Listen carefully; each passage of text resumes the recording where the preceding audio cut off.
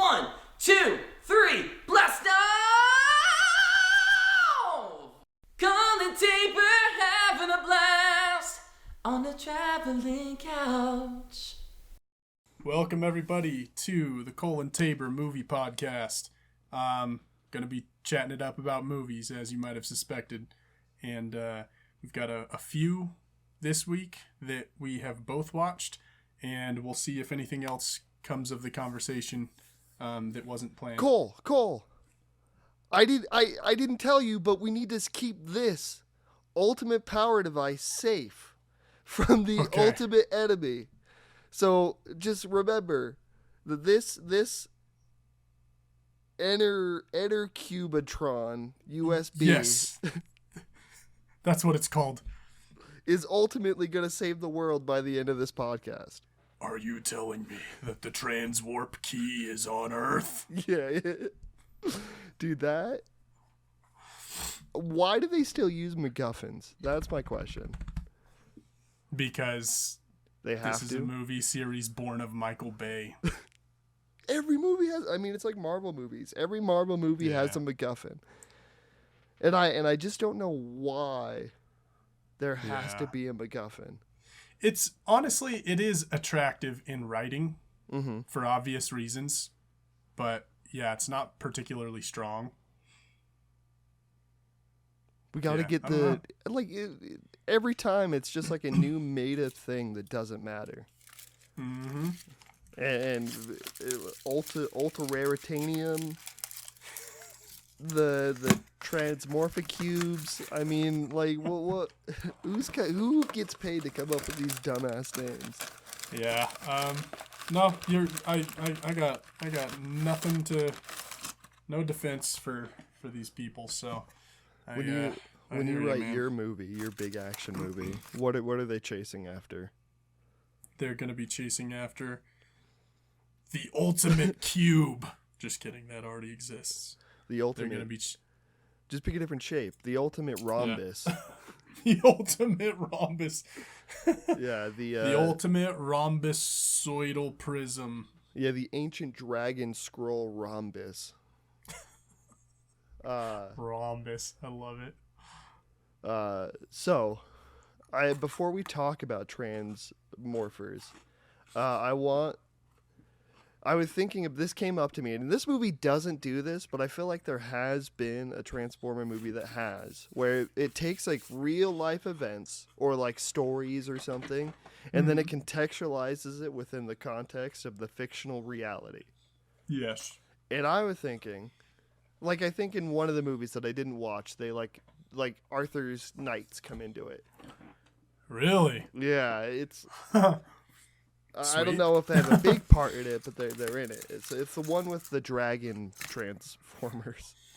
Is it the Oh, you know what? There's one called The Last Night. It would make sense Yeah, if it's it was probably that one. Okay. Yeah. But I was Nice. thinking, what would be too far? Is there a too far that you can't recontextualize it into a Transformers plot? And I mean, the obvious answer Are you gonna on say 1, what, 2, 3. what I'm thinking? on 1, Okay. 2, 3. 1, 2, 3. The Big 9/11. Okay. Oh my gosh. Good call. You're right. That would be a bit much. I had another one. Crusades Okay. or Columbine. I think those would be too far. I agree. Those are good picks. But I can't, like, I know that happens in movies. I was going to look up a list, and then I worked way too long today. So I've got no list, but you know what I'm talking about. No, I don't. Movies, anyways. Oh, the movies we're talking about? Yeah. Yeah. What did you think of Transformers, dude, to start it off strong? Having only seen Transformers 1 and 2 before. Okay, I've seen 3. And All the first 3. okay. I believe I did also watch From So Darkest whichever one Moon has to the- Night. Is that one? What, the moon one? They have one with like a Dark Moon title or something. Okay. There's one with dinosaurs in it, and I don't remember if it's 4 or 5. I think that's like Extinction or something. Extinction, yeah. Yep. Yep. Didn't see right. it. It's like 4. So it's like a super long one, right? I think so.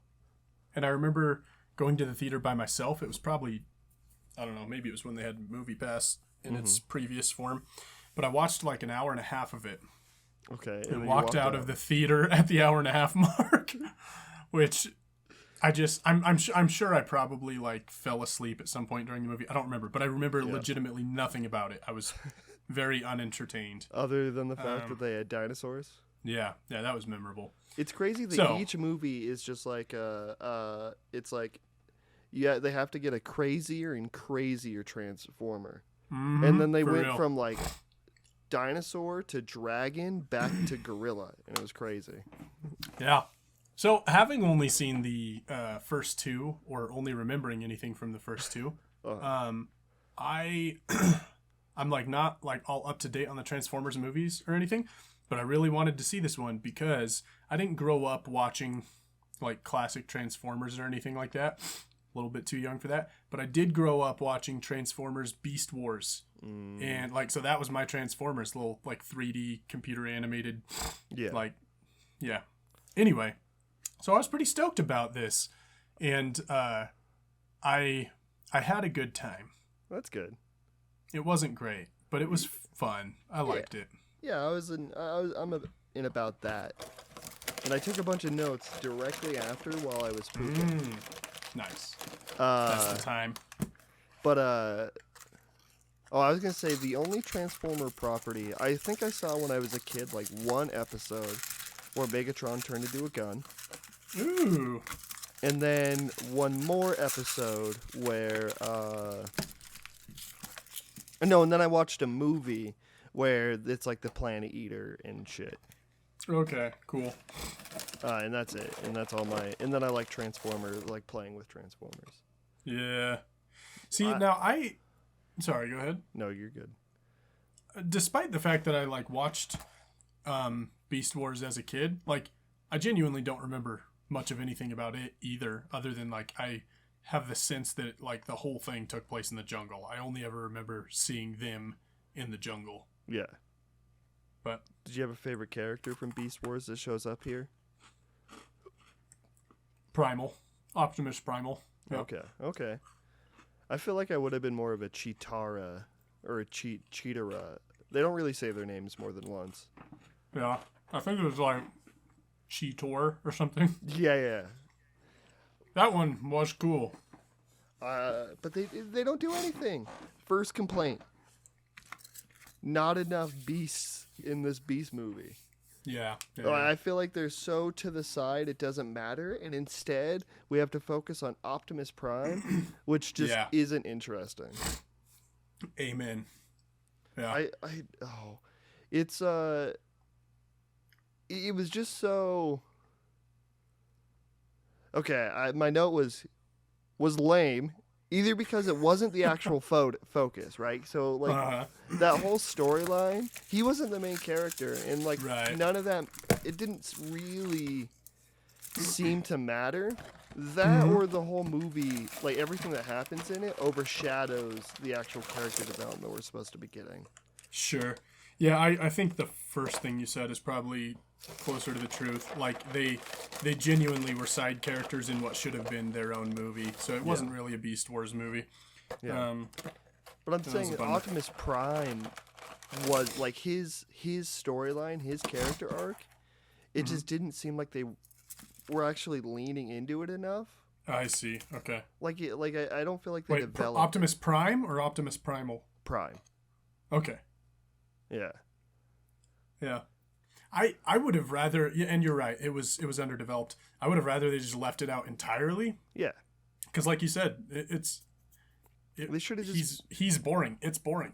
Yeah. Like, I was there for the animals. The Maximals, I forgot that's what they're called. Well, Mirage was pretty cool, but I feel like Mirage had, like, no where to go. Mm-hmm. And also, setting the movie in the 90s and then killing B is so dumb. Like, we know he comes back. Who are you fooling? Did he die? Yeah. B dies at the in New York. And then they bring him back. Well, something starts exploding. No. It's that they activate the tower, and then, like, blue light and all the unobtainium glows blue, and he comes back to life. Okay, so I do remember that. I remember him, like, coming back, but And then it comes out. I forgot that he had, like, been killed. Yeah. Yeah, his comeback scene was cool. It was, like, some fun action.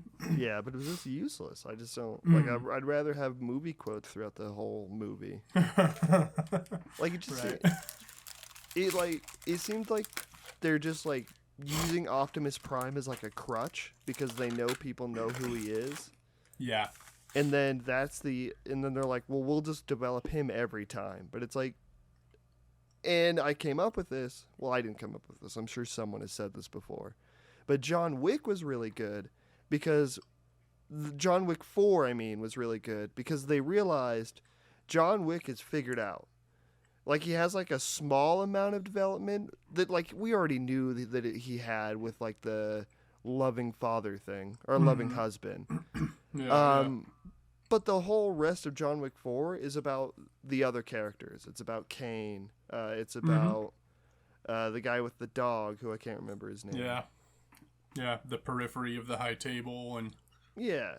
But they introduce Kane and the guy with the dog, and those are the characters that you're supposed to be attached to and watch develop and become different people.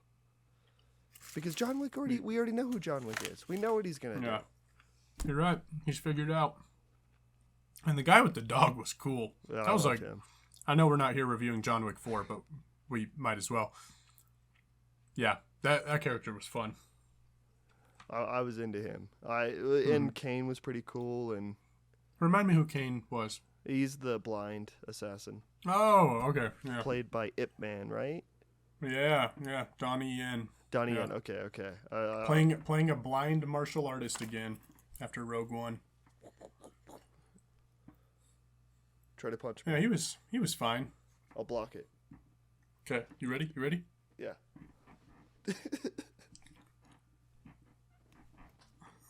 Everyone, every fist.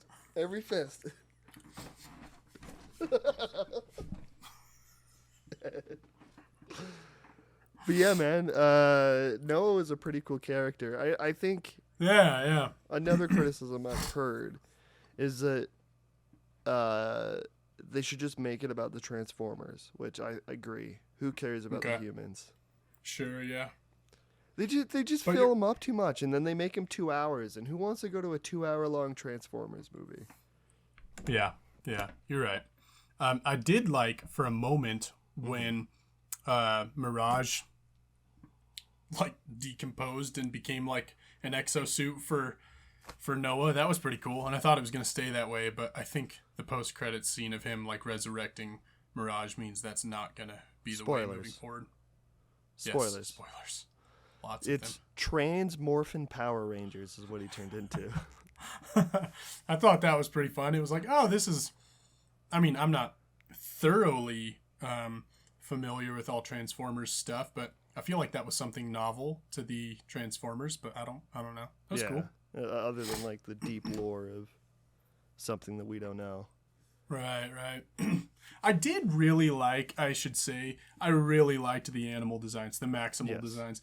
I thought they were so fun, like so much more interesting than like something that's just hard metal. It was interesting to put got like wheels fur on its back. Exactly, yeah.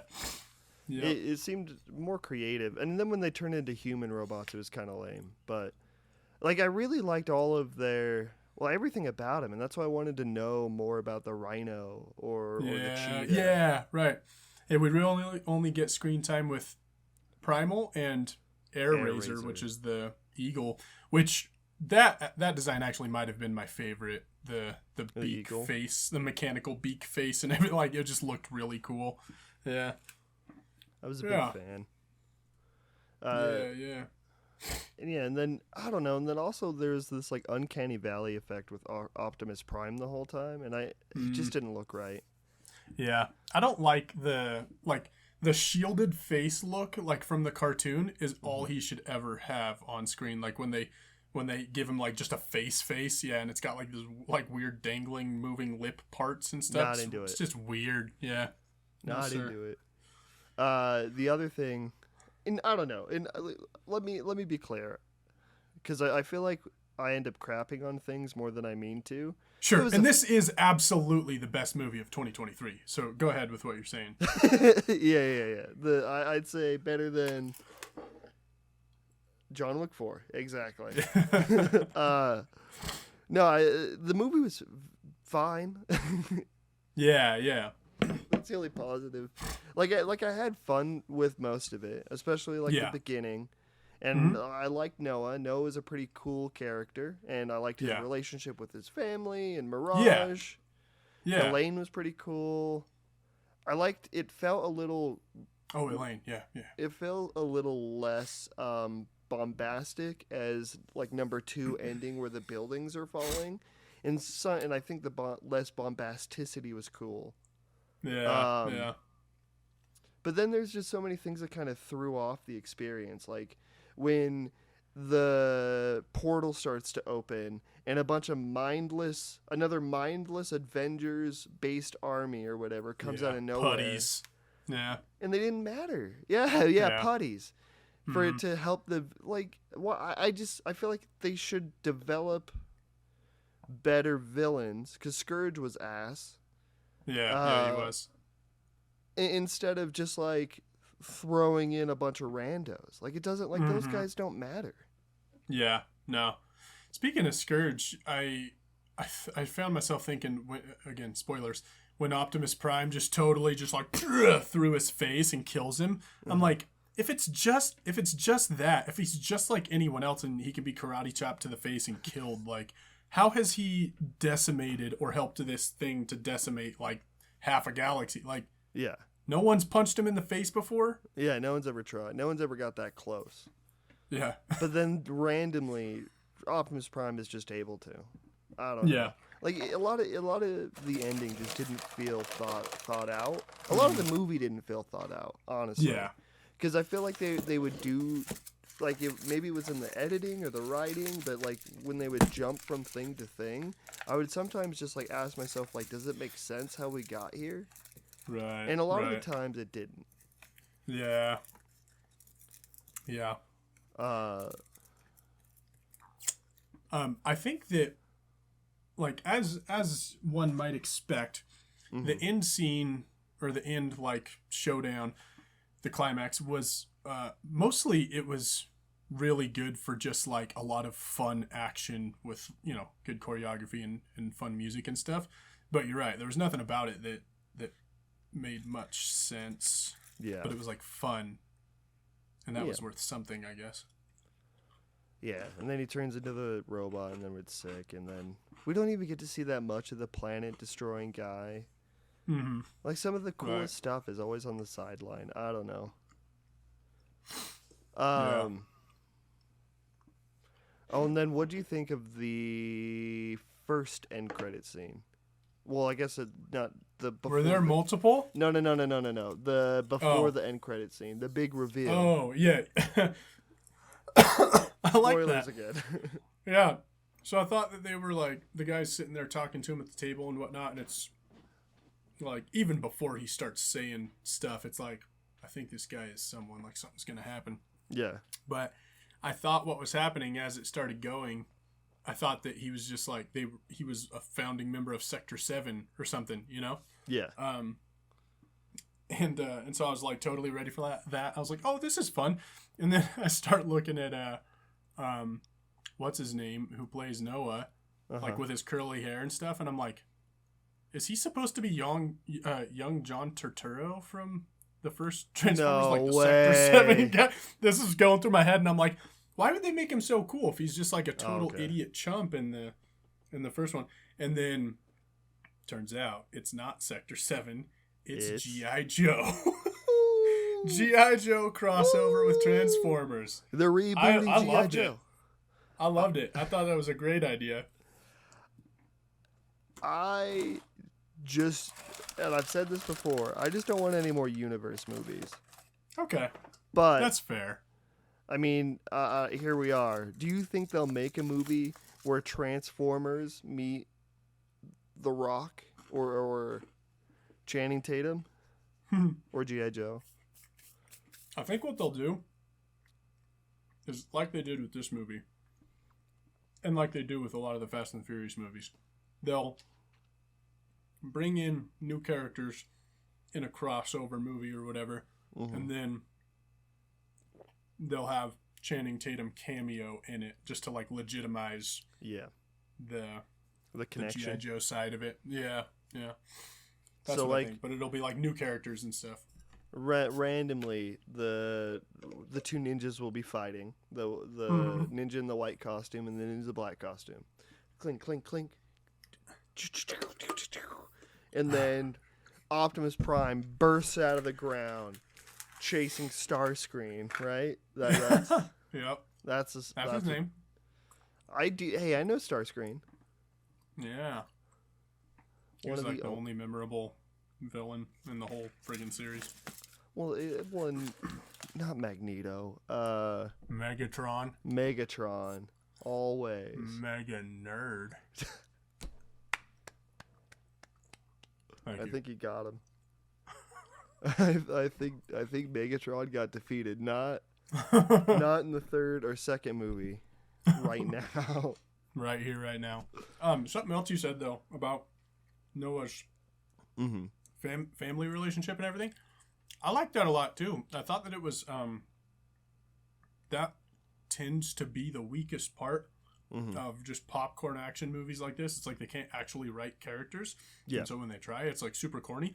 And this wasn't corny. It was like interesting, and like the way they addressed the younger brother's like medical situation and stuff never seemed like ridiculously heavy-handed or anything. No, and pretty probably subtle. A lot of it, probably had to do with what's his name, Anthony something, the Noah, the actor. I don't know. Anyway, guy from In the Heights. It probably had a lot to do with his acting. I think there's like subtlety and shades in his acting that might not have even been in the screenplay. I definitely like him as an actor for sure. Like everything he said, it all felt genuine, even when it was, in the middle of where he's talking to a robot, a tennis ball probably. Right. Like the stuff around like the actual like social. The family and the medical issues. I'm just gonna restate the same thing you did. It was good. Yeah. That's worth saying. Yeah. And because I don't even remember what happens to Shia LaBeouf, but it was never important. Nope. And this kind of gave like a reason to follow this character and like care about this character, and if only it wasn't like. I wish it was in like a much more interesting movie, because it just loses you after a while. It's too long. Yeah. It is, and they all are at this. I think like probably all the Transformers movies are over 2 hours now. It's a bit unnecessary. I think, and I know I just said it was too long, but it either needed to be longer so that some of the things that in between made more sense, but also please don't do that. Yeah. Yeah.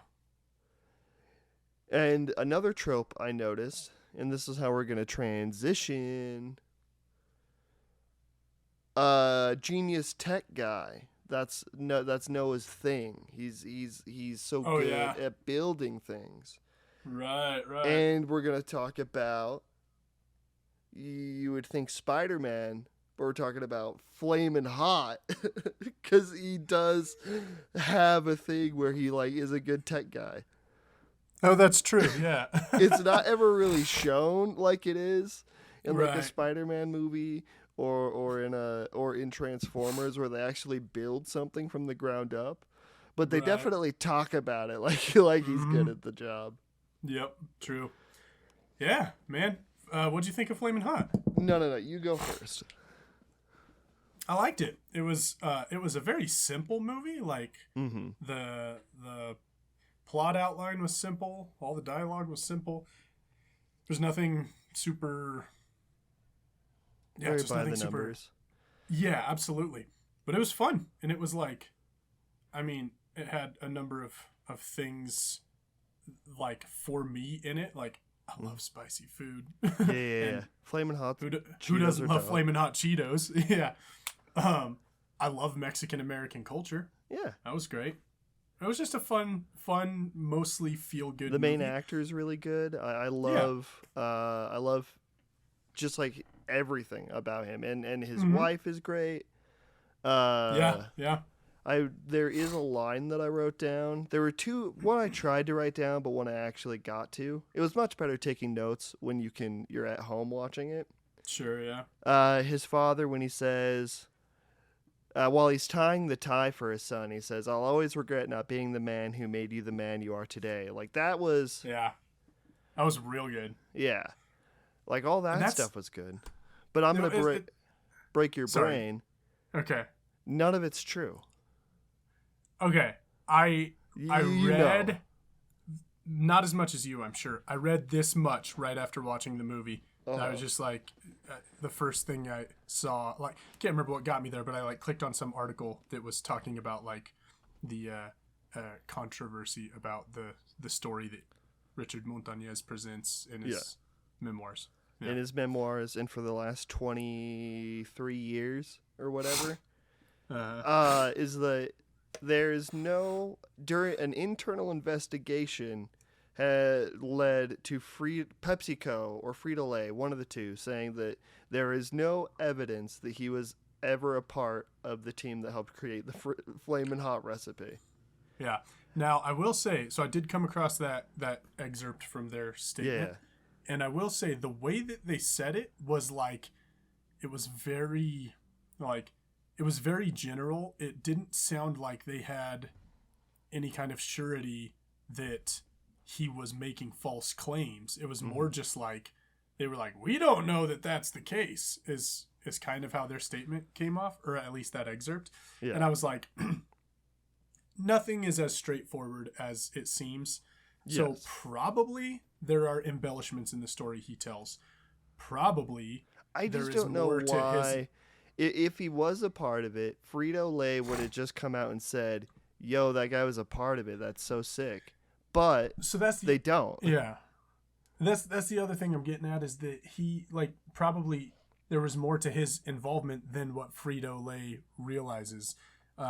He also mentioned in the same article, there was a quote from him about how, like, there just really wasn't documentation of the process. And so it's like the people that are doing the investigation, it's like they're looking back at documentation that they have on hand. They're interviewing a person here, a person there, going, "Oh, you were part of that, right? What do you remember?" And it doesn't seem like there's anything that can be shown, like, very clearly about how it went down, other than what they do probably have on records is like the patents, like the whatever spicy thing they were talking about. The whole thing with like them developing a spicy recipe in the Midwest. Apparently, Frito-Lay actually developed something like in Texas, but it was to compete with other branded spicy snacks that were being released in the Midwest. So it's like they probably have patents for whatever spice mix they came up with and stuff like that on record, but it would stand to reason that they don't have But they would know everything that. documented. You wouldn't have Well, to have but, like- everything documented. As the story is presented, the CEO got a call from the janitor at the company, and then they said, "I've got an idea." Like there's And there's no way that happened, and they don't have any record of it, and they wouldn't That's what just say, "Sorry." No, you're good. I was cutting you off, but that's I think you're wrong. I don't see how or why that would be documented. That he Because it's an made a interesting rogue story. phone call. Why is he the only one telling it? Why is he? It is.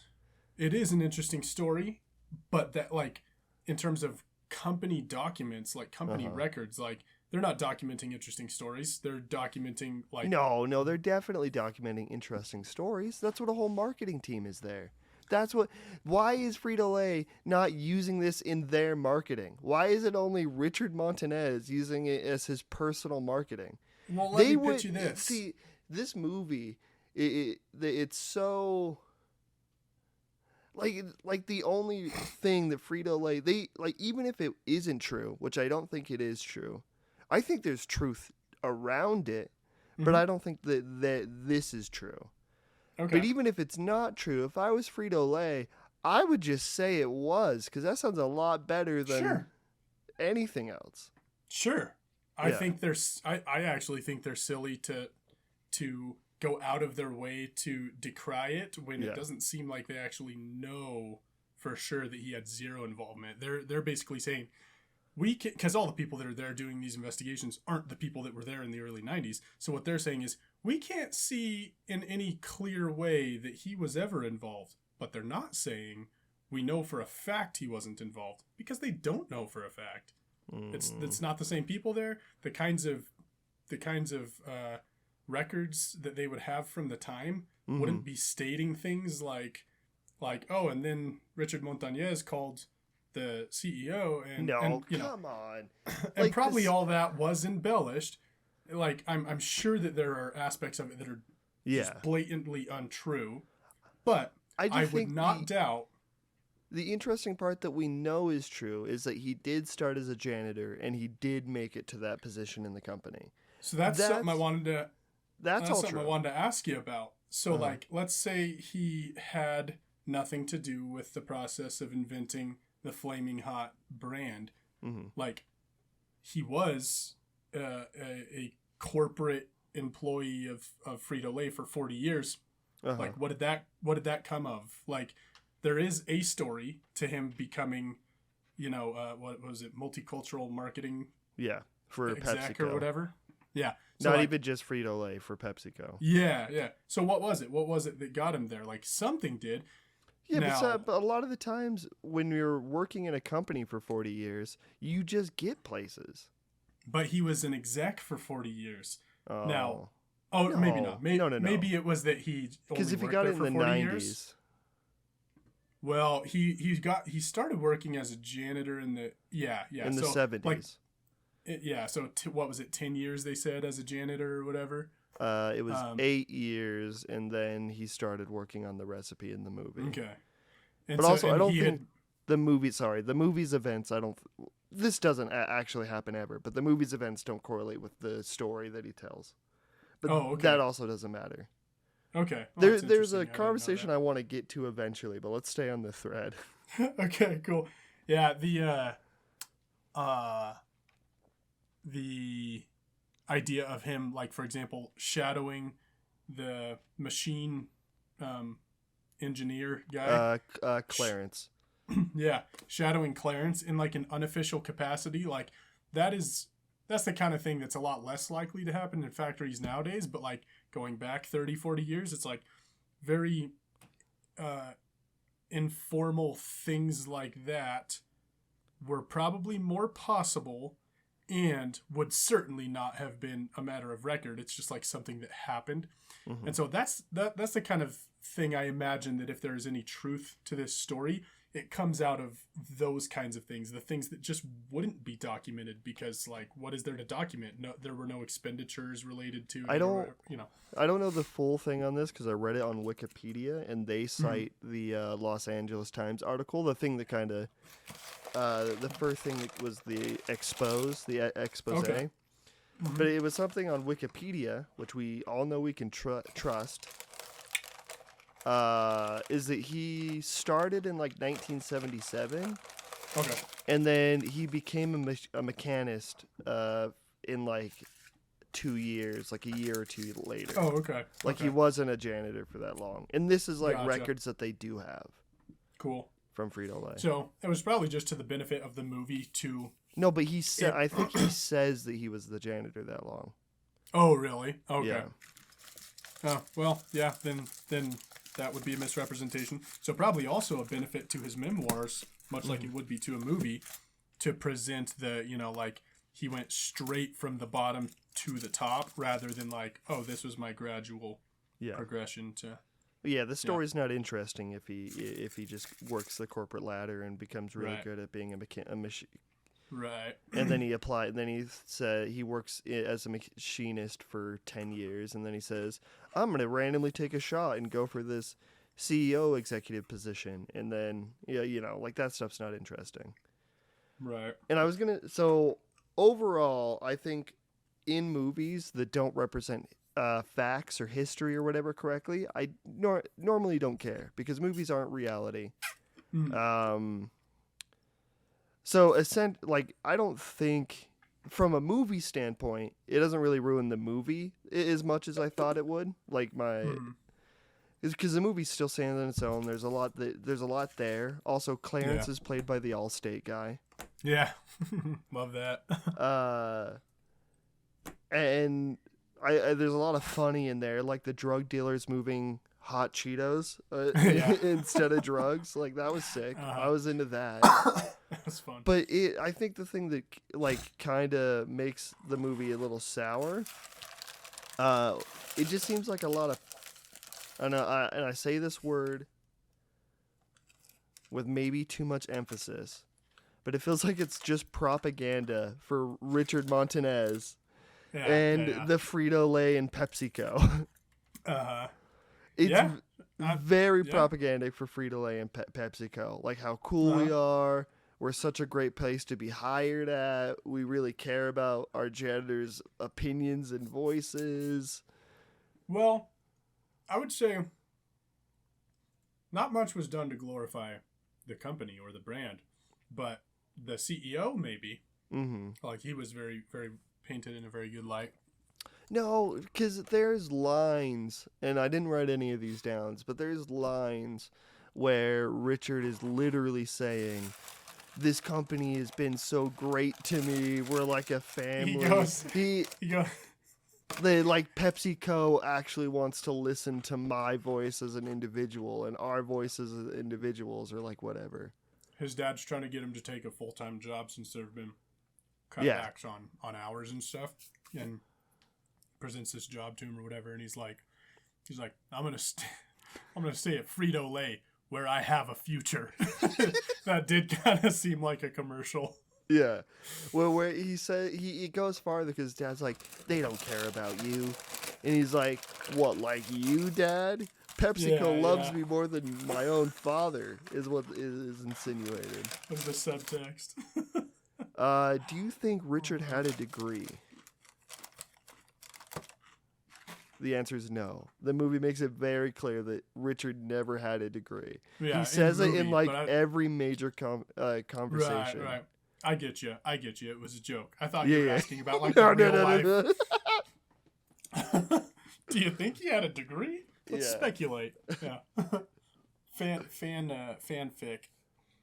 Build the backstory of this character in the movie. Did he have a degree? Because it was not discussed at all. Yeah, ever. Like, I would never have guessed if he had graduated or had even been to high school. Yeah, I liked it, though. It was fun. And I think I agree with you that, like, I'm not soured over how untrue his version of the story might be. I thought it would ruin believe it.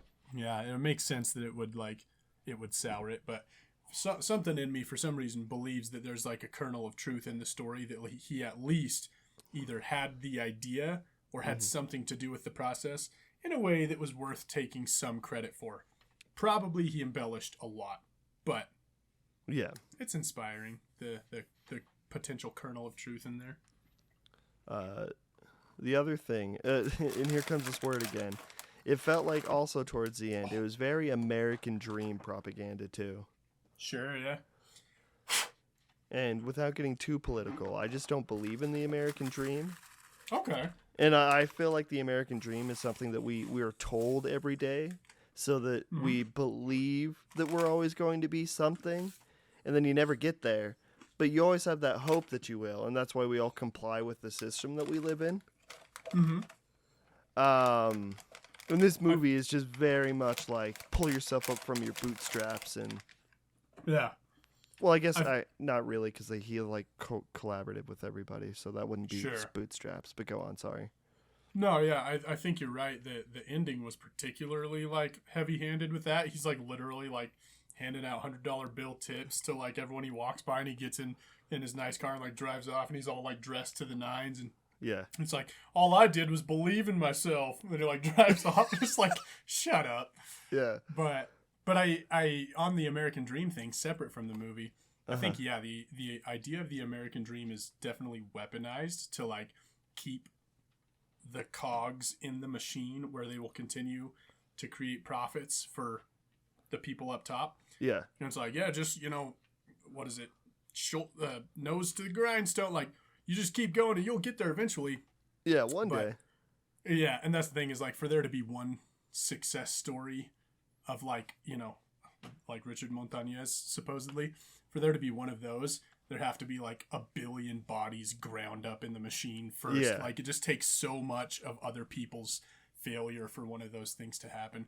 So it is packaged and sold to us in a very weaponized way. But I think there is truth to the idea of the American dream. Yeah, there's value and there's truth. Yeah. It's just weird, the obsession with it. Yeah. Because people will like ruin themselves or like vote against things that are in their own favor because they think it one day, if they ever became a millionaire, they would affect them. Sure. Yep. Like, we can't raise taxes on the ultra wealthy, because what if I'm ultra wealthy? Then I have to pay those taxes. Like, I feel like that's like every middle class person's mindset, and that's because of the American dream. That might be where that sentiment comes from. And like I certainly hope to be super I'd love to be wealthy rich one day, but I think I have like an opposition to like rich hate on a different basis than just I might or I hope to be there someday, and I don't want to be facing high taxes and all that. I think there's and don't get me wrong, there probably more oppression and abuse and everything comes from upper socioeconomic classes than comes from within any of the lower socioeconomic classes. But I don't like the idea of that some people carry with them, which is just that like to be wealthy is to be a bad person. No. And that we should hate rich people because I think it's like there's a notion that you can only be rich unethically. And I think there's a cap on how ethical you can be. There's a money cap.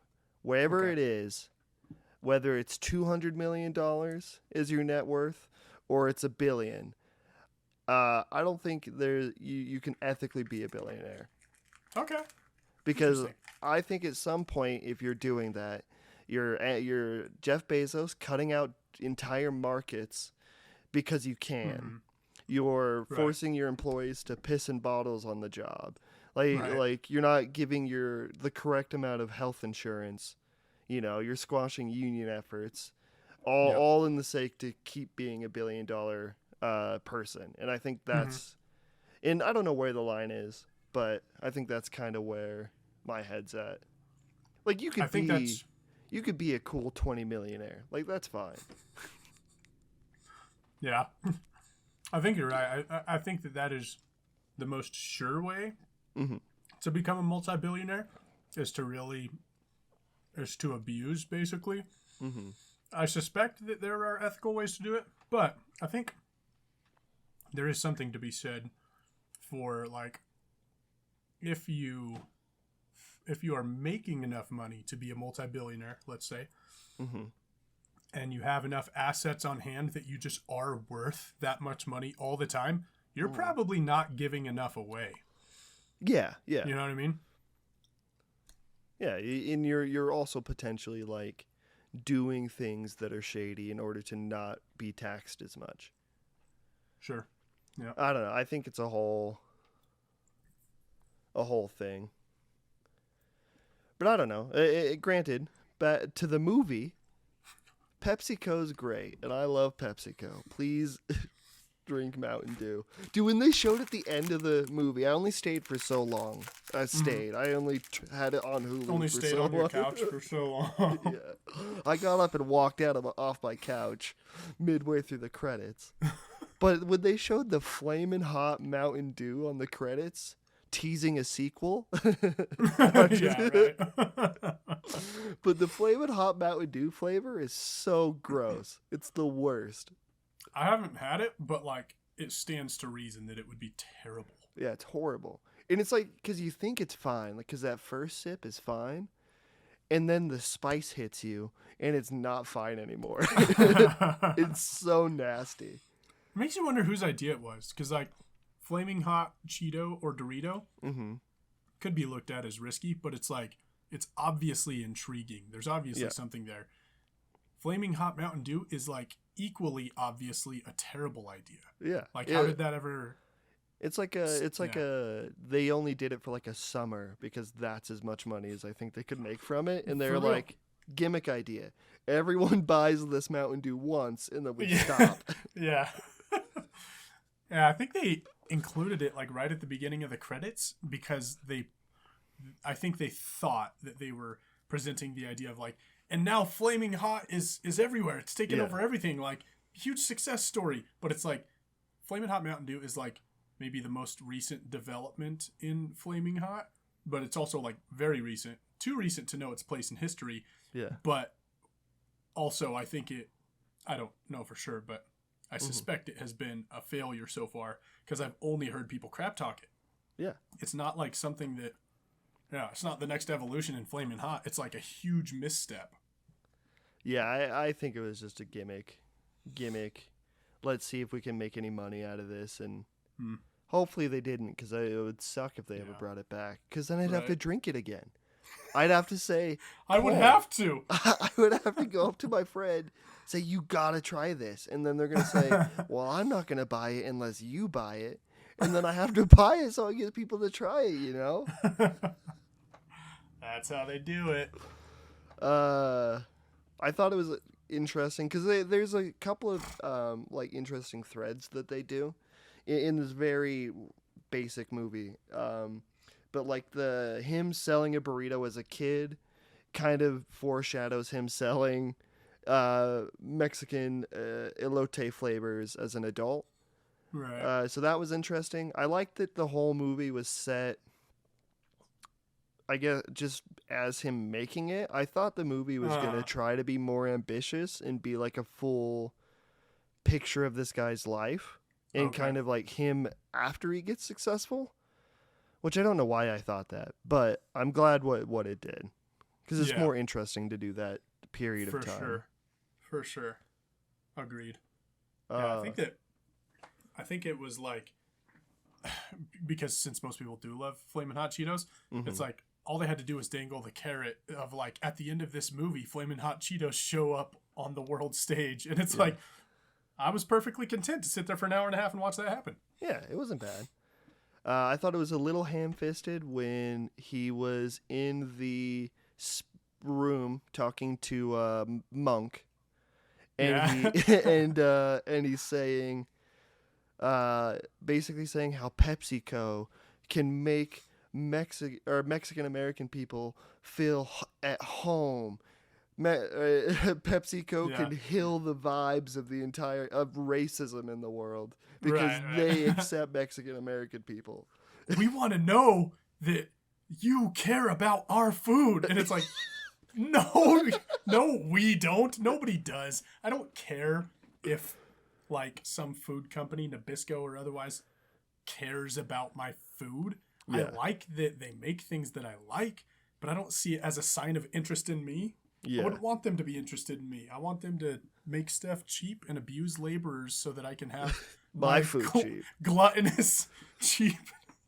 Just kidding. But I also need to make enough money to be able to afford it as it goes up in price. Yeah. Oh, I had something. It's gone now. Well, are we going to wait here until I get it back? Mm-hmm. Gluttonous. Gotta retrace. You know what they call a wolverine in Portuguese? What? It's probably the same in Spanish. I don't know. They call it a glutão, a glutton. That's the name for a wolverine in Portuguese. Oh. Isn't that weird? What, because they eat a lot? Or is it not related to the Bible at all? Gluttony? Does glutton... It's probably not really... Gluttony's probably not from the Bible. It's probably a word way before the Bible. Okay. Anyway, yeah, I think it's the same etymology. I think they're just calling them gluttons. Yeah. Fucking Wolverines need to go on a diet. I've always said that. Did you watch it on Disney Plus or Hulu? Disney Plus. Okay, I watched it on Hulu, so maybe you didn't have this. But Hulu dips in quality so hardcore midway through the movie. Oh, okay. Like it pixelates or whatever? Yeah, like randomly. And I don't think it's my internet, because nothing else does this to me. Okay. But just randomly, it was like, fine. And then it goes to like 240p. And then it goes back up to 180. And then it goes to like 720. And it was crazy. That is weird. I haven't used Hulu in a long time because the roommate that had the Hulu account moved out. Yeah. They don't do password sharing yet. Or they do password sharing, so just get it back. Yeah. They haven't Netflixed us yet. Yeah. That's a. Can we talk about that for a second? That is a load of garbage, man. Netflix has upped their price. Fuck 'em. $2 per package every year for the last 3 years. So it was already the most expensive one, and it has increased in price $6 over the last few years. And then on top of that, as if they're not squeezing us enough for very middle of the road content, like it just kind of performs similarly to the other streaming platforms, as if they weren't like squeezing us enough. Now all of the sudden, the 4-screen package that I pay for, I can now only have those 4 screens operating in the same, like they have to be the same registered screens, registered as part of my household. Like I can't like go to a hotel and wait, you can't go to a hotel? Well, if I log in on like a hotel TV to watch my Netflix, it'll ask me to it'll be like, do you want to register this as one of your devices or whatever? And I have 3 registered so far. And my suspicion is that to mitigate, because like this is a huge mitigation effort on their part, to mitigate people just hot swapping screens that are registered on the account, there'll probably be something similar to like changing your name on Facebook, where it's like, well, if you switch this one, like you can't switch it back for like at least a 30 annoyingly days, long period. Yeah, I'm sure that's what they'll do. This is random, but it's dumb. When I created my Facebook account, because I deleted my original one. Okay. I was trying to input my name, and they didn't believe it was my name.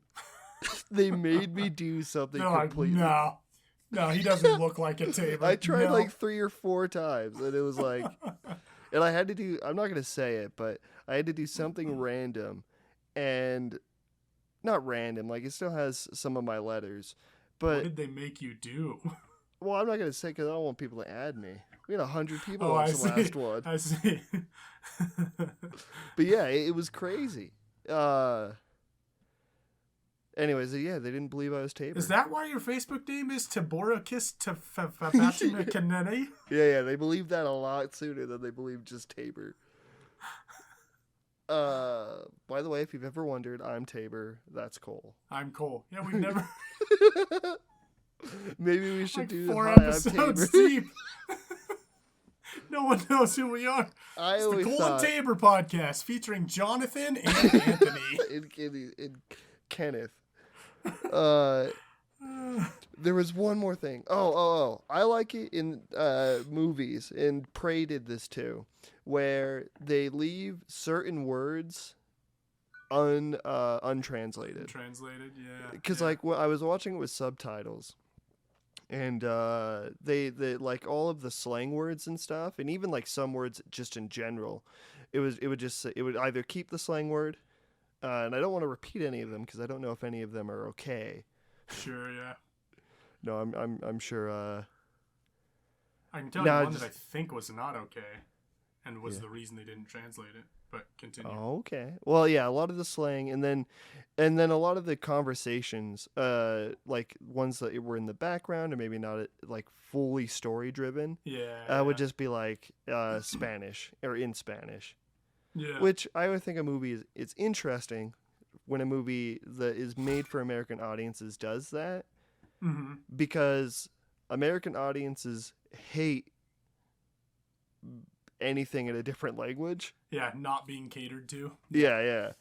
Like I started listening to like music in different music from different countries, and my Nice. sister said, "Why do you do that? You can't understand them." And I was like, "I don't know. I guess I just don't need to."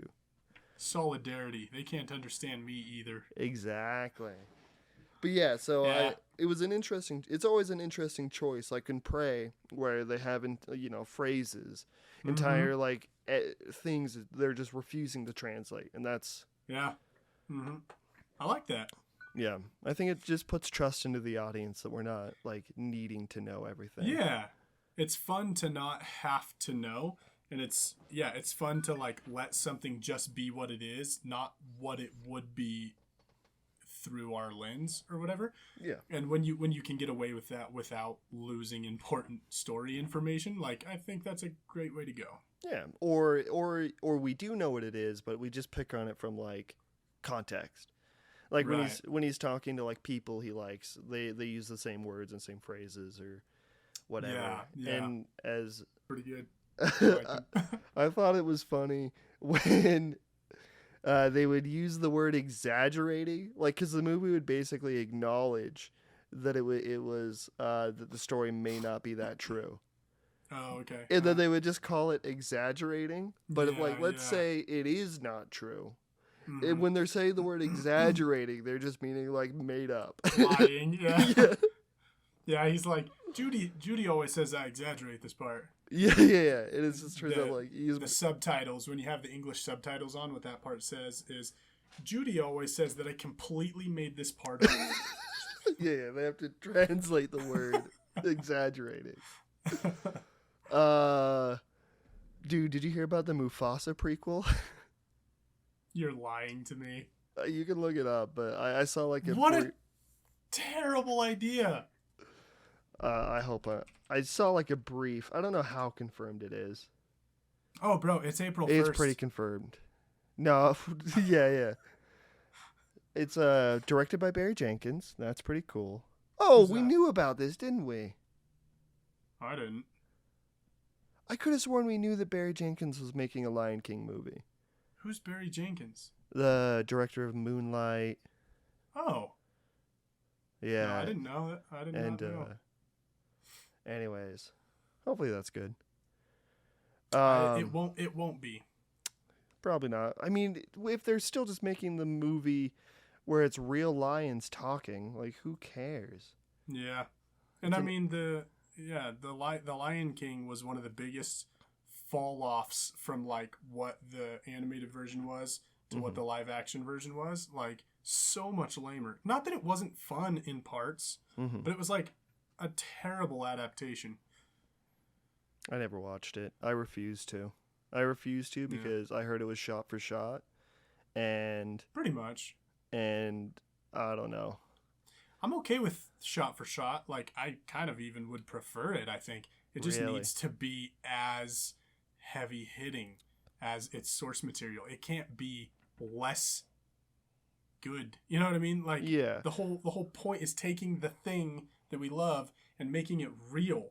And like Yeah. it has to bring with it all the power that was in the But that's the animated thing version. you lose when you're making it real is that life isn't animated, and But do you lose it of necessity or do you lose it out of laziness? Because as an example, the scene where Mufasa dies in the cartoon, the way they set that up, you're seeing through the dust clouds kicked up by the wildebeests. yeah. Mufasa is a completely silhouetted figure clawing his way up the mountainside. It's uber dramatic, like Yeah. so well crafted. And in the live action version, it's so lame. You just see like in Okay. broad ass daylight, like Mufasa climbing up this rock, and it's Yeah. like not blocked well. It's not. There's nothing interesting about it, and I think it was just lazy. Yeah, I was gonna say the Little Mermaid definitely leaned a little bit more into the cartoon, like the actual animated side of that. Yeah. Where when they did do like a shot-for-shot recreation, a lot of the times it was more interesting rather than, just like... Because, the point of, like, doing an animated movie is that everything is bigger, brighter. You can have whatever color is the skyline because it's literally a movie where you make up what the skyline looks like. But, like, when you're making a live-action animated movie and you're just making, like, what a normal sky might look like, and you're not exaggerating those aspects, you're just kind of taking away of what made... things so exciting. Absolutely. And to pivot, I should probably stop pointing out the pivots. Insert pivot here. Yeah. Spider-Man Across the Spiderverse looked amazing. Yeah, you're right. Looked amazing. What actually happened was... Did that make sense, what I just did? Yeah, wait, I'll do it again. I'm going to try. Circle. Slash. 1, 10. 0 out of 10? 0 out of 10. Man. You didn't like it? No, bro. Damn. It was probably like the second worst Spider-Man movie we've had so far. Damn, that's crazy. I'm just kidding. Okay. I would be certifiably crazy if I thought that. Damn, you had me. That movie was like... I don't think I'll ever give anything a 10 out of 10 because, like, how can you have a perfect movie? Yeah. But pretty perfect. Not enough good could be said about this movie. It was so good. Yeah, I mean, I think I fell in love with it as soon as I started noticing the backgrounds in Gwen's world, or all that like watercolor style, and that part where she reveals to her dad that she is. Well, that she's Spider-Man, Spider-Woman.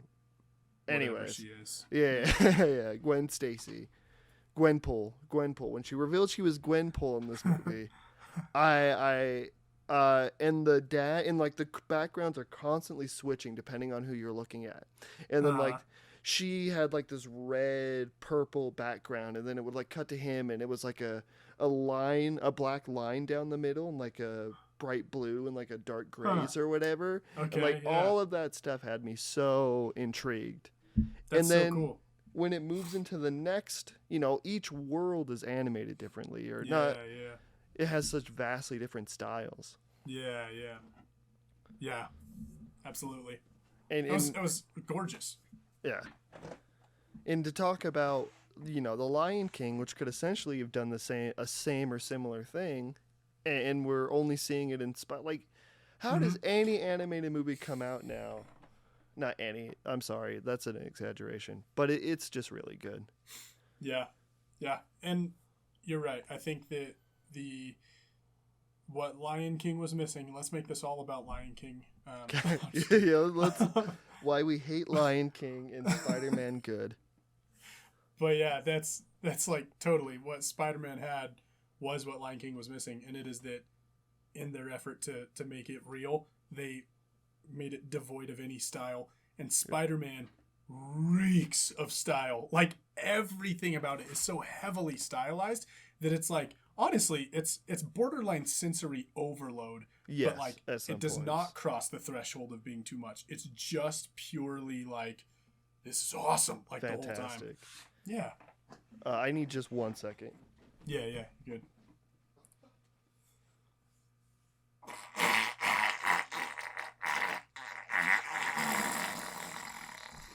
I thought you were blowing your nose. I was gonna be very upset. So glad you were gone for that. Did you shit yourself? Is that what you're insinuating? Yep. So, in the movie, every action scene felt like the crescendo of a different action movie. But in this movie, it felt like every scene. Yeah. Like it was all this wild, like that stuff on the train. Like we're nowhere near the end. Well, I guess we are close, but we're not that close to the end. Right. And that whole section is like 20, 30 minutes long. It's crazy. Yeah. Also, I think it makes a difference going into the movie knowing that this one was going to be like a two-parter, you know? Mm-hmm. Because some people that I talked to who watched it not knowing that going in, they were bummed out by the cliffhanger. They weren't like excited by it or anything, you know? Yeah. Whereas I was expecting a cliffhanger the whole time. And when you get to the chase scene with all the Spidermen from the hub and then, you know, the train scene and everything, you think that like you're at the end and you're seeing the rising action that will lead to the climax of a two-part thing. And so every bit that it went on after that, I was just grateful for. Like every extra minute. It's like, oh, more plot is going to be developed in this one? Sweet. I loved it. It'd be really interesting to go to the punk Spider-Man world. How cool was he, man? I loved him. He was so great. But I completely derailed because I just started thinking about that. But yeah, everything after the train sequence, like that whole, like, spoilers. We spoil things way too quickly, but spoilers. When it's doing that whole, like, what world am I in? And then they do the trope where it's like the door is going to open. Or no, actually, no, it's completely different because what happened is he tells his mom that he's Spider-Man. Like that, and then it reveals that like he's in a different world. Like all that stuff is really cool. That was really cool. And they crafted it like they did like a dual thing with him and Gwen, who we thought was like in the room right behind him, like behind the door. Turns out they're in two different universes. That was like a well crafted scene.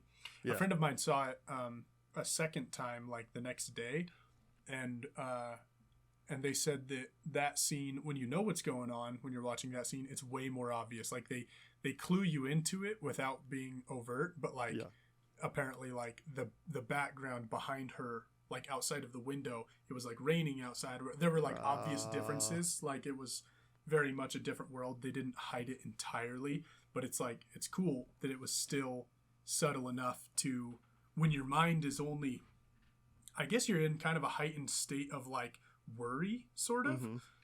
So you're distracted just enough. And like the fact that the movie can play on that psychology is fantastic. Just very well crafted. Yeah. I loved it.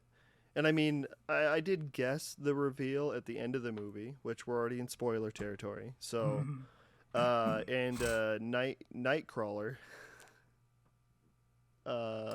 Nightprowler is revealed to be him.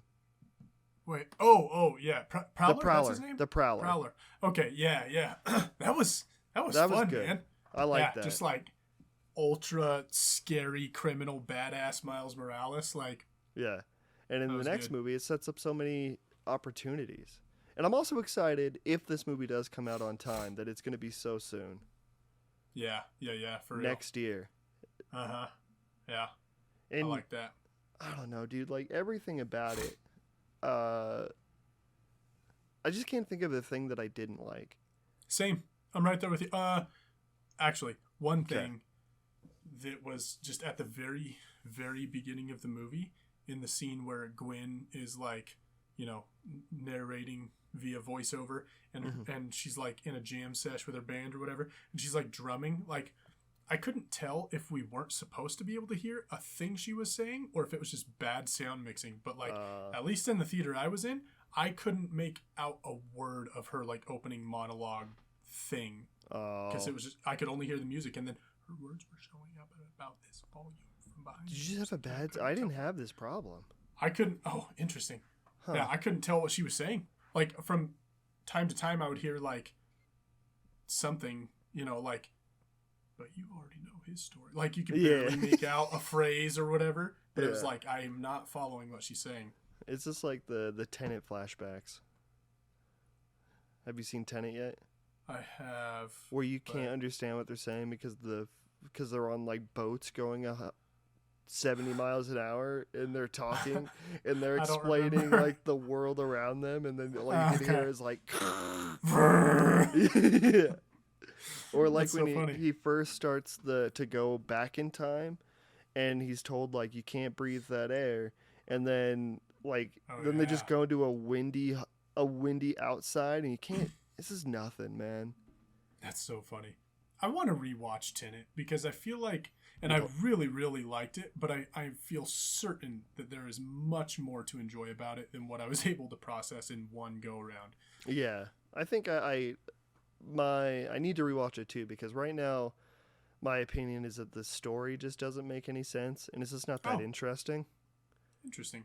But when you're doing those kind of visual effects and like once you actually understand what they mean by like objects traveling back in time, like that kind of stuff, when you let your mind go, all of that stuff becomes fun.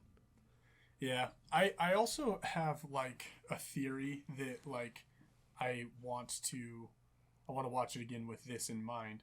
But like I can't remember if they talk much or at all about palindromes in the movie, but the like several elements of the movie were taken from a famous little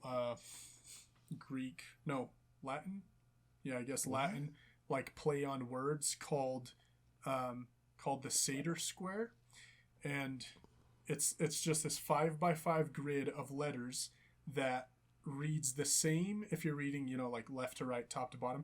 It reads the same doing that as if you were to read it right to left, bottom to top. Okay. So it's like a palindrome in like a square, like in lines, Okay. And it just says a very simple sentence that has nothing to do with anything, but it's a fun little palindrome. Oh, and the other thing is, so what's really cool about it is that it doesn't just do this. It does the same thing going this way and then this way, No way. Okay. Yeah, it's a real cool thing. They call it the Satyr Square. So it has, I'll see if I can remember. Satyr.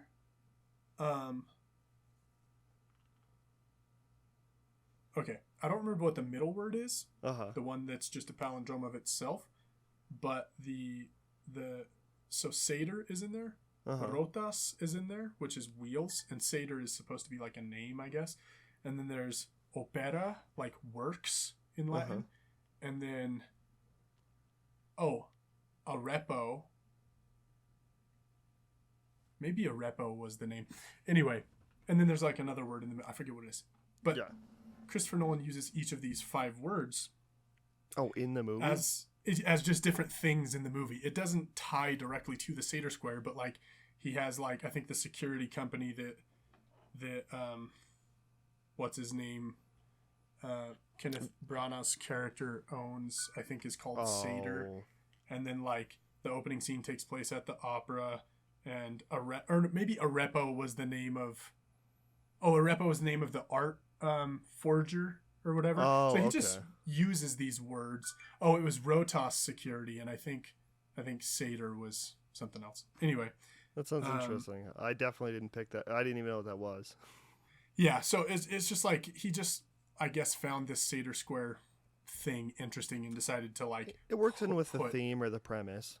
Exactly, the fact that it's so it's frontwards and backwards. So I've been thinking since I saw it only the one time.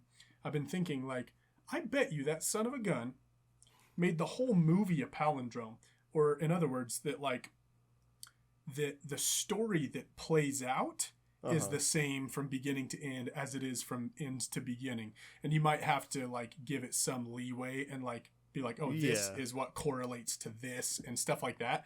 But like, I imagine that the movie is structured like that. And so I want to watch it very closely a second time and like take notes and like see if that's the case. That's a YouTube video, man. If you can prove it, that's a YouTube video. He definitely comes off as a guy that would do something like that, or him and his. Did he write this one with his brother, like he does sometimes? I think Jonathan Nolan was involved. Yeah, I can look that up right now. What will make Oppenheimer 3 hours long? Is it 3 hours long? It's 3 hours long.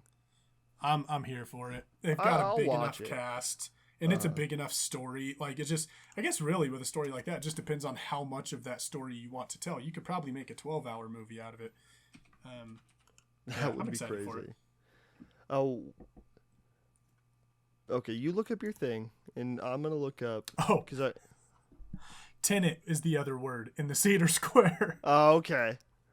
Yeah. What do they use that in the movie at all? No, it's never mentioned. Never.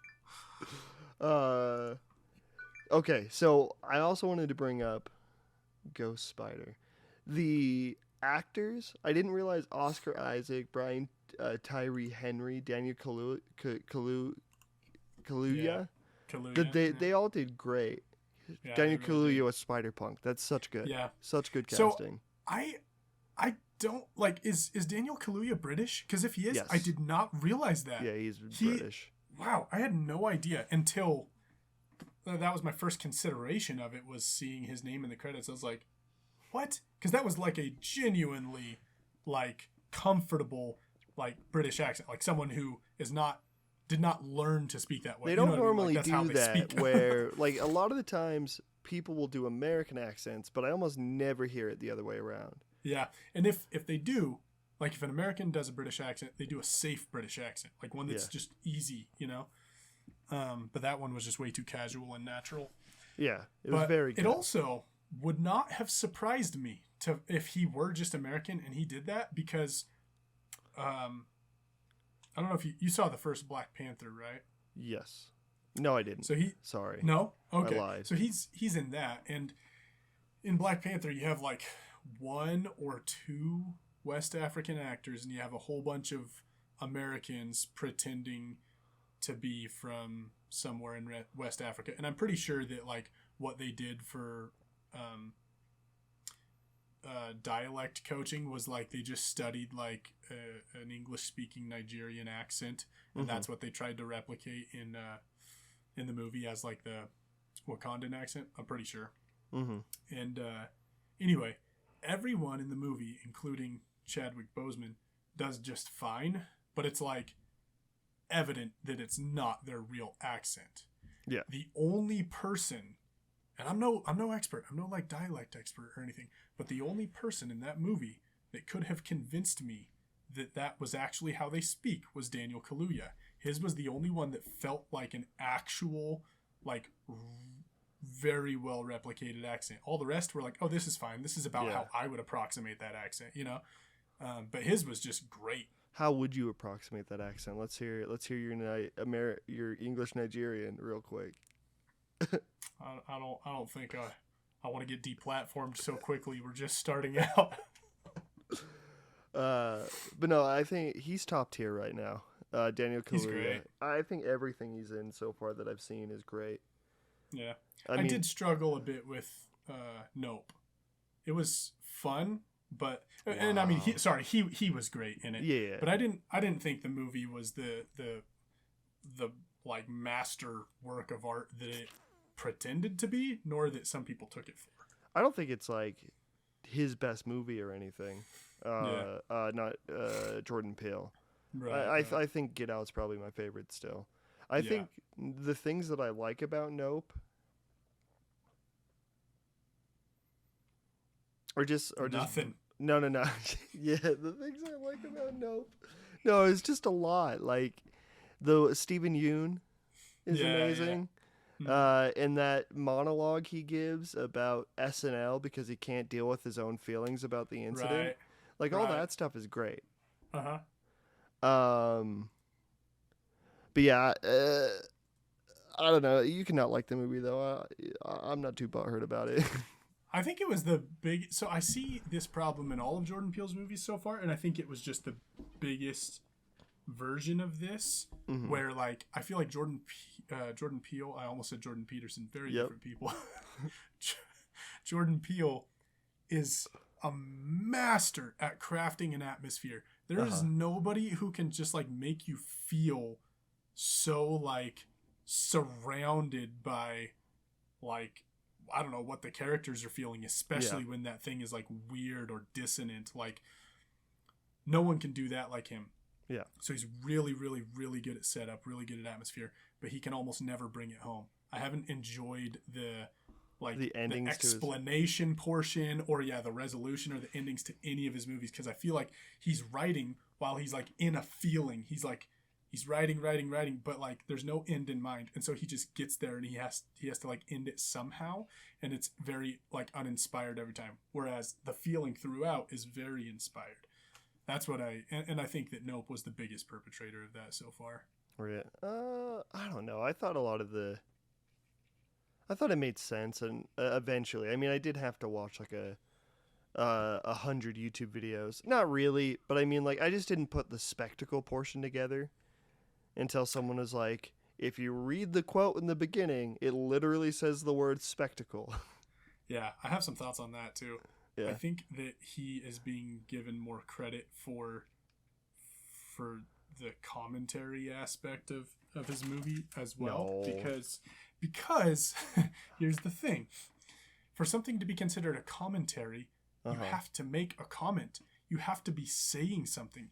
He's not saying anything about spectacle in the movie. He's just providing a bunch of examples of spectacle. I but think he's not saying commenting spectacle on it. is dangerous. He's not, because almost all of the characters are engaged in like an unhealthy amount of spectacle in some way. Yes. And they all wind up arbitrarily well off or poorly off, irrespective of what they're doing. There's no lesson. There's no comment. No, I don't see that, because the end of the movie, she doesn't collect the photo. It's not about the photo anymore. It's about seeing her brother again. She leaves the photo in the machine. Okay, but her resolution, like where she wound up, was not resultant of that, of making a good decision. She was spared regardless, like even though she was in the thick of spectacle chasing. But not everyone's spared, because Steven Yeun isn't spared. Well, right, that's exactly what I'm saying. She's spared even though she's engaging in the exact same stuff as Steven Yeun. Yeah, but I think the point is that her character moves past it. Their characters move past it, because by the time they get to the end of the movie, sure, they still complete the goal, which is getting the Oprah shot, which is a great anything. Like, I love it when writers can do that kind of stuff where they just come up with like a phrase. Right. Stephen King's good at it too. But anyways, when she finally gets the Oprah shot, it doesn't matter anymore. Like, now she's running to her brother, and they ride off into the sunset, and a bunch of cop cars pull up. Yeah. And like, but everyone else who kind of goes deeper into it, like the camera guy, he gets sucked in and he dies. The whole crowd gets killed. And like I don't know. And like the monkey, viciously attacks and maims that girl and kills 2 people on set. Like, all of that was in the vein of spectacle, and there's so many consequences. Yeah, but like, I think for it to be considered guy. Sorry. Oh, yeah. For it to be considered commentary on spectacle, then like, let's say, so the brother and sister are spared, like, for them to have been spared, it would have made so much more sense for them to have left the spectacle chasing behind before they were spared. Like, what happens to them is not a result of their choices, because they're making the same choices as everyone else the whole time. And then only after the resolution comes, only after they are arbitrarily spared and a bunch of other people are killed or whatever, like, then they move past spectacle. So it's like, so then what is that telling us about spectacle? Absolutely nothing. You can do whatever you want, and you wind up either well off or poorly off arbitrarily, and then you can decide if you want to derive a lesson from that or not. It's not a commentary. I don't know. I think it's more complicated than just whether or not they succeed. Because I think sometimes you can succeed and then not care about the results. Yeah. And I think that's more of what's going on. But I don't know. And that is a growth. Yeah. That's character growth, and that's cool, but and I respect that. I don't think I liked it. You also don't need your characters to grow in order for there to be commentary. Like, no, yeah, you're right. You don't need them to grow, but I think that what we saw was character growth, but it wasn't commentary. But like, and it was a good character growth. What would you say, like, a movie of like The Wolf on Wall Street that has where the commentary, it's not, the commentary isn't denying, like the commentary has no moral lesson. The commentary is just purely on like this guy and greed and debauchery and how like really there are no consequences for him. So the movie is telling you that the Wolf on Wall Street, like greed and all this stuff, doesn't matter. Right. So I never saw The Wolf of Wall Street, but okay. I would say that if it's Goodfellas. Goodfellas. Yeah. I would say if it's just generally speaking, if it's not making a judgment about the thing, then it's not a commentary. It's just a display of whatever that thing is. And that's fine. Also, A story can be fun like that regardless. It can be worth watching, but I don't think it's appropriate to call it a commentary if it doesn't make a judgment. Because sometimes the commentary isn't thing bad. Sometimes the commentary is this is how world work. Yeah. Like in Goodfellas, he ultimately has no consequences. Like the only jail time he sees is like white collar jail time, or it's him in a prison where he gets to cook fancy meals and get away from his wife. Sure. But don't they end up kind of like the only thing give everything up and go in? Yeah, but the only thing he regrets in the movie is that he's no longer a gangster. He doesn't regret being a gangster. He regrets getting caught, like going further into like doing drugs and stuff. Yeah. So I think that maybe maybe it's not commenting, but I suspect that it is in the form of like we're not learning the same things as the main character. The main character is like in the wrong, and by the time things kind of catch up with him, he hasn't learned the lesson that we've learned. Kind of like with Uncut Gems, where it's like the things that Adam Sandler is like learning throughout that movie or like navigating or whatever, they're not the same things we're learning. What we learn based on his actions and the results of his actions is that his risk tolerance was to excess. I don't think Uncut Gems has commentary. I feel like Uncut Gems is just about going to the edge of something, and sure you see the consequences of that, but like I don't know. Now I just want to watch Uncut Gems. And maybe it's not commentary, but if Goodfellas, if it has any commentary at all, or if it's making a judgment or like leading you to the water's edge of like believing anything in particular, I would say it is that this guy is a fool. Like, yes, this was fun for him, and yes, it's entertaining that this is all that he cares about is the life, and by the end he hasn't learned any better. He's just sad that he doesn't get that anymore. Like what we take from it is that, oh, the guy's a damned fool. Like he's hopeless. And whether or not that's commentary, I guess I don't fully know either. But I did not feel that Jordan Peele's movie was commentary. But Spider-Man is pretty good though, right? Spider-Man was. Yeah. I don't know. I think it's something I'd have to think about more, and maybe rewatch it, or not. I don't know. I've seen it like 3 times now, and I want to rewatch other things before I come back to that. Yeah. What else did you like about Spider-Man? Like, I feel like I'm not coming up with all the things that I remembered liking like right after the fact, but maybe you have. Sometimes it's just really hard to come up with reasons on why you like something, unless I've seen it like 3 or 4 or 5 times. Yeah. I thought the stuff that I liked was like the end of the movie. That they're setting up for the Spot to be potentially saved rather than hurt. Oh, interesting. Because Gwen and Miles mention in a scene that they, after fighting him, is like he just wants to be seen. Okay. And I'm wondering if in the next movie that'll come into play as like maybe they'll see him. Maybe that won't redeem him of the shit he's about to do or has done. But I mean, maybe if a superhero movie doesn't end in complete and utter violence, that would be interesting. Yeah, that's interesting. I'd be down for that. I would also be down for him to just be developed into like this, like cosmically terrifying, crazy major villain from his weird, goofy beginnings, and for him to like meet his demise because he is the big bad. I'd also be down for that. Either way, that works for me. Yeah, I think the Spot is just a really interesting character in general because it's one of those ones that you don't know enough unless you're like really tapped into like everything Spider-Man. Right. Like the Suicide Squad does, or Guardians of the Galaxy, they kind of introduce you to these underground characters that have so much to mine. Yeah. And I really liked his just his whole personality and everything.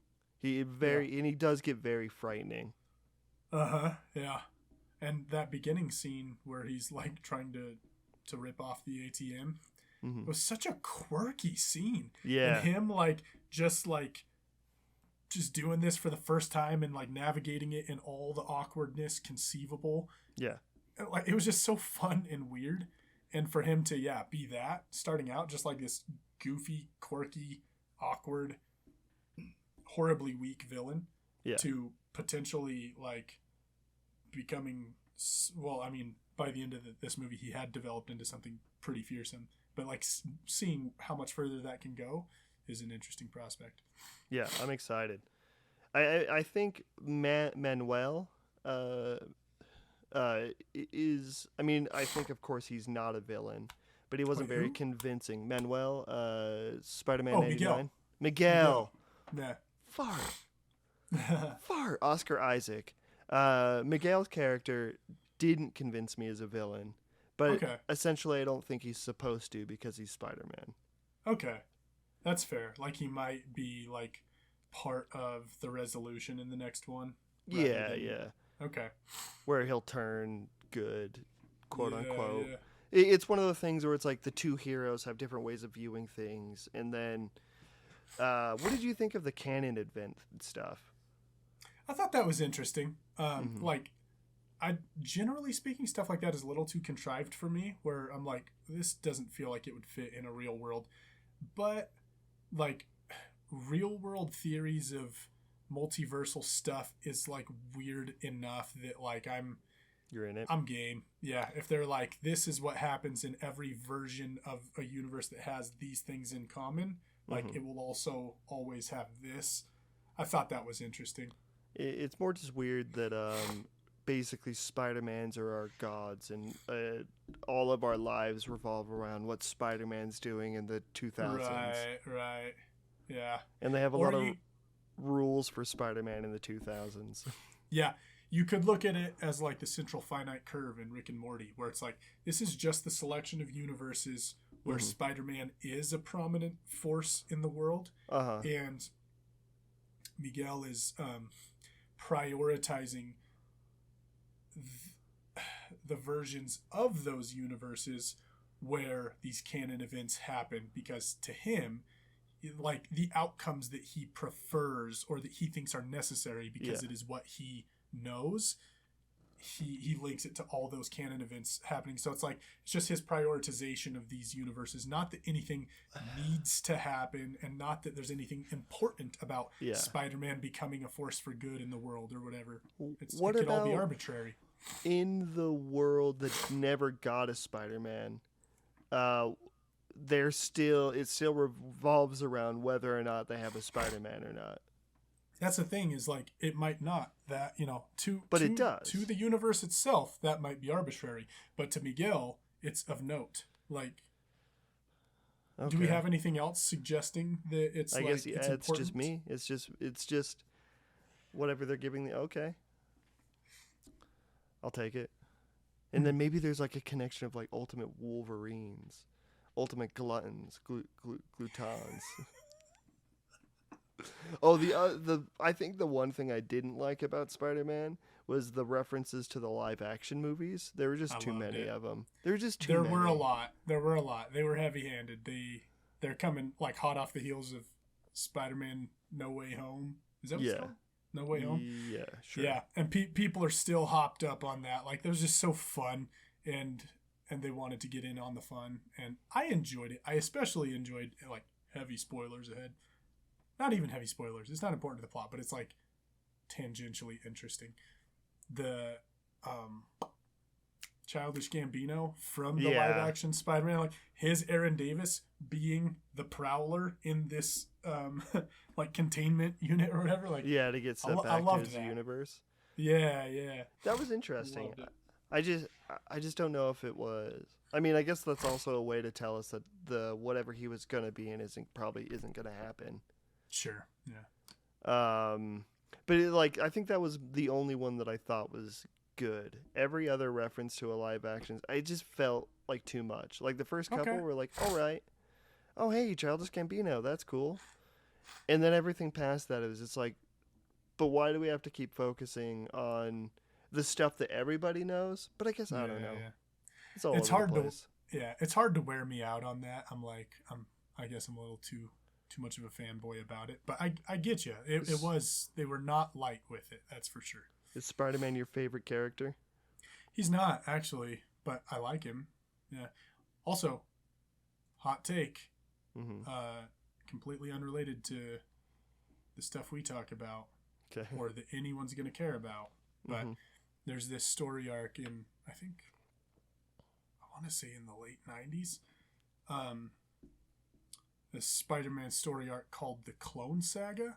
Okay. And it is like one of the most reviled like story arcs in print for him. Like people just like didn't like it. I love this stuff that came out of the Clone Saga. I don't know. I love it. Anyway, that's my hot take. You're gonna get ripped to shreds by Bring it. Yeah. Do you read a lot of comics? Not a lot, no. I have like you won't be able, I was gonna pull my green screen back, but it's like on the bottom of my bookshelf. You won't even be able to see it. I have like a handful of random issues of random comic stories that like I've never like gone out and looked for them. Yeah, and been regular about buying comic books. I literally only have comic books that I have like stumbled upon here and there and been like, oh, I'll just get this. And so I have like this tiny little collection of comic books that mean nothing in particular, and they're not a collection of a single thing. They're all just random. But I like comic books, and I've read some.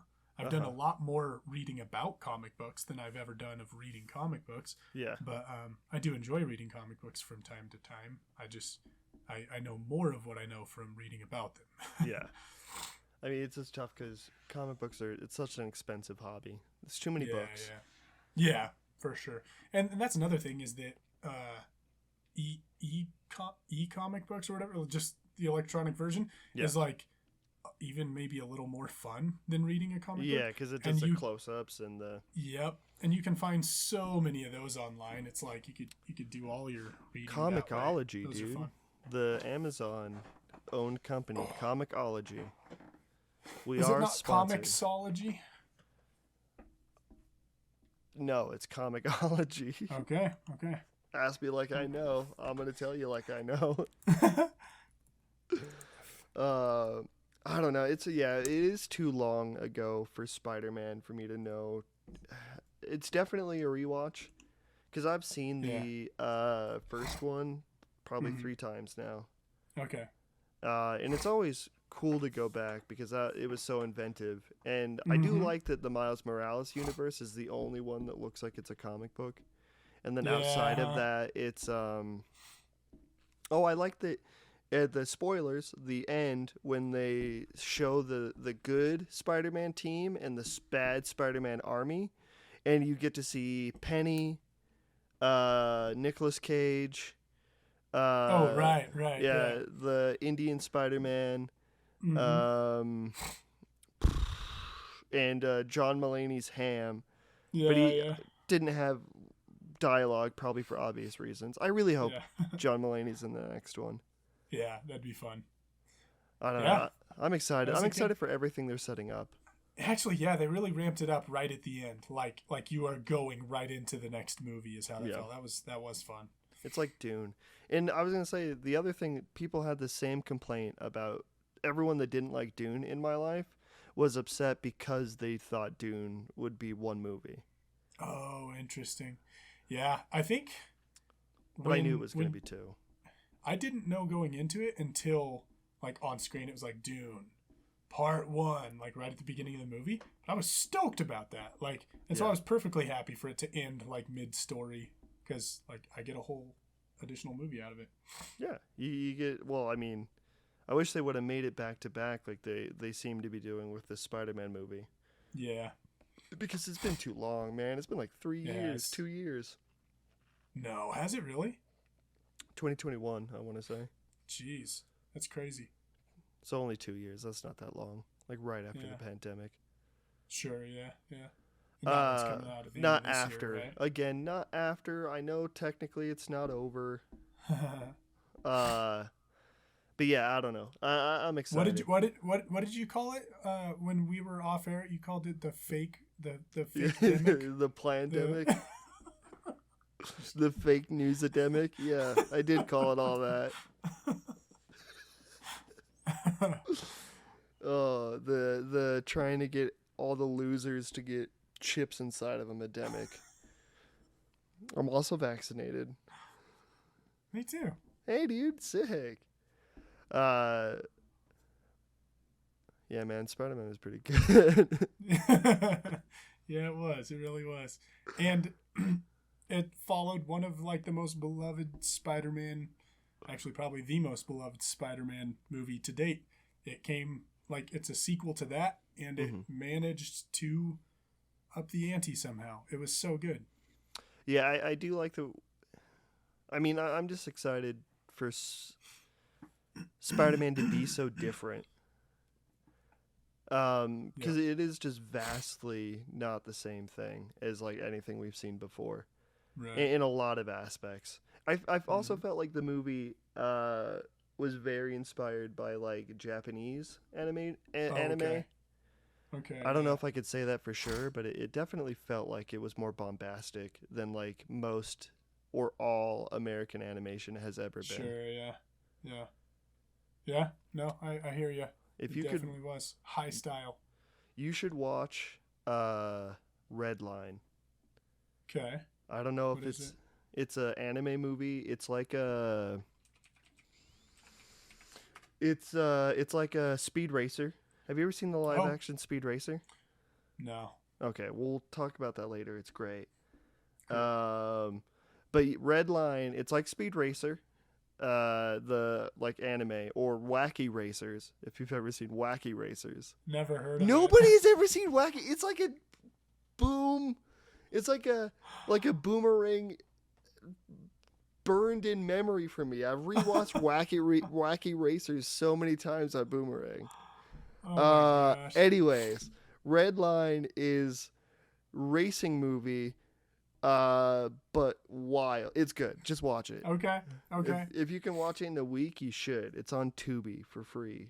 Okay. We're also sponsored by Tubi and Comixology. Tubi, Comixology, and PepsiCo are our sponsors, and that is all. Are Twizzlers or Red Vines a part of PepsiCo? Summarized in this Red Vines package. Probably not. Do they own Strawberry Rita? This can's empty. Oh, no. It turns out that Red Vines are owned by, this is not a joke, the American Licorice Company. But who owns the American Licorice Company? America. Oh, duh. Right. They also own the American Dream. But I'm out of things. So let's get.